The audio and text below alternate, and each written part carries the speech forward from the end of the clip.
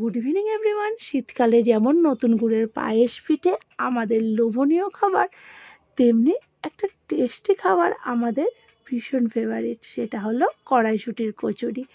কাল ডিনারে আমাদের বাড়িতে কড়াইশুঁটির কচুরি করেছিলাম। কড়াইশুঁটিগুলোকে ছাড়িয়ে নিয়েছিলাম, তারপর মিক্সিং জারে কড়াইশুঁটিগুলো দিয়ে সঙ্গে দু টুকরো আদা দিয়ে মিক্সি করে নিয়েছিলাম। এর দিকে আমি কড়াইশুঁটির পুরটা রেডি করছিলাম, আর মা ময়দা মেখে 30 মিনিটের জন্য রেস্টে রেখে দিয়েছিল। কড়াইশুঁটির পুরটা যখন রেডি করছিলাম, একটু জিরের গুঁড়ো দিয়েছিলাম আর পরিমাণ মতো লবণ আর মিষ্টি দিয়ে পুরটা রেডি করে নিয়েছিলাম।